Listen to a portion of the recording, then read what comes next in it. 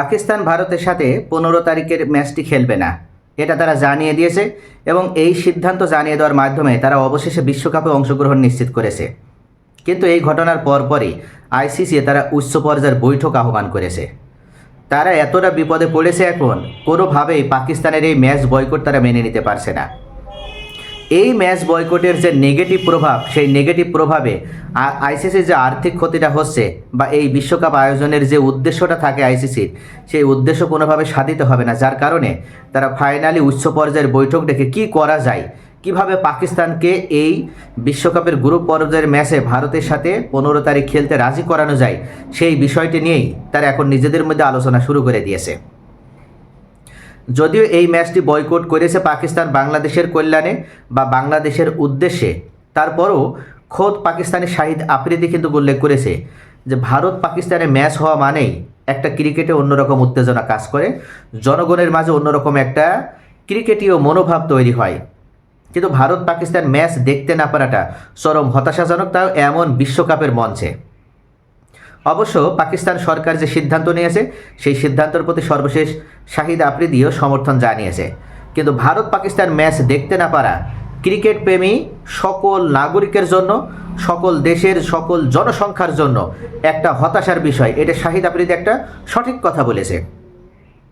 আজ বাংলাদেশ বিশ্বকাপে নেই, বাংলাদেশের 20 কোটি জনগণ, তাদের হৃদয়ে রক্তক্ষরণ হচ্ছে। কেউ কষ্টে অনেকে আসে যে এই বিশ্বকাপই দেখবে না।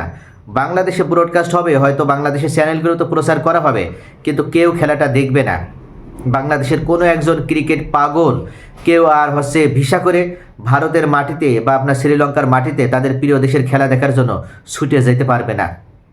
এই যে হৃদয়ের রক্তক্ষরণ, এই হৃদয়ের রক্তক্ষরণটা আইসিসি চাইলেই কিন্তু বন্ধ করে দিতে পারত। এখনও সময় আছে, বিশ্বকাপ শুরু হতে এখনও কয়েকদিন বাকি আছে। আইসিসি চাইলে এই উচ্চ পর্যায়ের মিটিংয়ের মাধ্যমে তারা কিন্তু জরুরিভাবে বাংলাদেশকে যদি এখনও যদি ইনভাইট করে যে তোমরা আসো, তোমাদের সুযোগ রয়েছে, তোমরা শ্রীলঙ্কাতেই খেলো, তাহলে বাংলাদেশ কিন্তু এখনও এই বিশ্বকাপে অংশ নিতে পারবে। রিকি পন্টিং থেকে শুরু করে মিশেল মার্শ থেকে শুরু করে জেসন গিলেস্পি থেকে শুরু করে এমন কোনো সুপারস্টার তারকারা নেই যে যারা বাংলাদেশের এই বিশ্বকাপ বয়কটে তারা কষ্ট পায়নি, ব্যথিত হয়নি। ডেভিড ওয়ার্নার তো কোনো ধরনের রাগঢাক না রেখে ডেভিড ওয়ার্নারও বলে দিয়েছে যে তারা বাংলাদেশকে বিশ্বকাপে দেখবে না, এটা তাদের জন্য কতটা কষ্টদায়ক একটা বিষয়। ভারতের অন্যতম গুরুত্বপূর্ণ রাজনৈতিক ব্যক্তিত্ব শশী থারুর, তিনি আজকেও এক বিবৃতিতে জানিয়ে দিয়েছে যে এখনও সময় আছে, বাংলাদেশ এবং বিসিসিআই ও আইসিসি তারা এক জায়গায় বসে সিদ্ধান্ত নিক এবং ক্রিকেটের কল্যাণে তারা একসাথে কাজ করুক। এরপরও আইসিসি কেন যে বাংলাদেশকে অ্যাভয়েড করে চলছে, যেটার মাধ্যমে তারা কোন ইগোকে প্রতিষ্ঠা করতে চাচ্ছে, কিসের কারণে তারা এতটা বাংলাদেশ বিরোধী হয়ে উঠেছে, কেন বাংলাদেশের সাথে তারা ন্যায় বিচার করছে না, যে কারণে কিন্তু পাকিস্তান শেষ পর্যন্ত বাধ্য হয়ে আইসিসির উপরে এই আঘাতটা আনল। একটা ম্যাচ বয়কটে 6150 কোটি টাকা ক্ষতির মুখে পড়ছে আইসিসি, যেটা তারা মেনে নিতে পারছে না। যেই তাদের আর্থিক ক্ষতি হয়েছে, অমনি তারা ছুটে গিয়েছে উচ্চ পর্যায়ের মিটিংয়ে এবং পাকিস্তানের বিরুদ্ধে কি করা যায়, কিভাবে পাকিস্তানকে কলম্বোর এই ম্যাচে খেলায় আনা যায়, আর যদি না আসে পাকিস্তান তাহলে পরবর্তী স্টেপ হিসেবে কি নেওয়া যায়, এটা নিয়ে তাদের ভিতরে এখন আলোচনা শুরু হয়ে গিয়েছে। একটি মাত্র ম্যাচ, জাস্ট একটি ম্যাচ, তাতেই কিন্তু ভারতের যেমন মেরুদণ্ড ভেঙে গিয়েছে, আইসিসিরও মেরুদণ্ড ভেঙে গিয়েছে। অথচ তারা কিন্তু চাইলেই, যদি তারা এই বিষয়টি আগে থেকে বিবেচনা করত, এক বাংলাদেশের বিশ্বকাপে না থাকার কারণে যে তাদের কত পরিমাণ ক্ষতি হচ্ছে, সেই জায়গাটা যদি তারা আগে রিকভার করতে পারতো, তাহলে কিন্তু আজকে আইসিসির এই আর্থিক বিপদের মধ্যে পড়তে হতো না। এক বাংলাদেশে বিশ্বকাপে না থাকার কারণে তাদের প্রায় 350 কোটি টাকা লস হবে। আইসিসি মুখে বললেও বাস্তবতা তার থেকে আরও কয়েক গুণ, অত্যন্ত ভয়াবহ।